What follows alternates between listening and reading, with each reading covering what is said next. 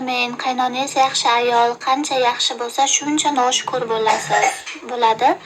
Inson videoda ko'rdim, qaynonam kechasi 11da ovqat qilib berdilar degan.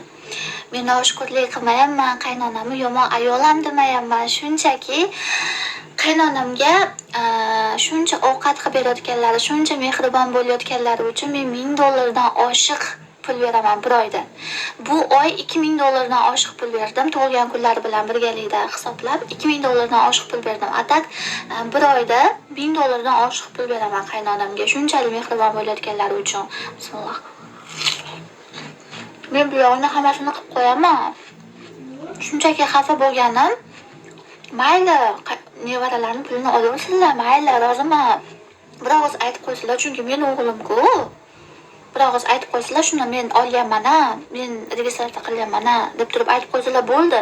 Bilasizmi, men o'zimga chiqadigan pulni registratsiya qilayotganimda ham agar pul tushsa qaynonamga beraman deb turdim o'sha pulni. O'zimning pulimni. Erimnikini ham o'zim aytganman, siz ishlatib oling deganman.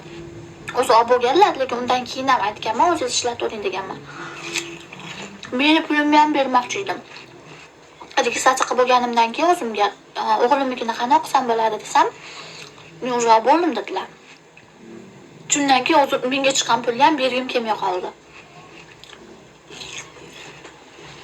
Qaynonamga men bu oy $2000 dan oshiq pul berdim. $2000 dan oshiq pul berganman, cho'ntak pullar o'zlariga. Va u bu joyga aylangani chiqsa ham hamma yo'lni men to'layman, hamma ovqatni men to'layman.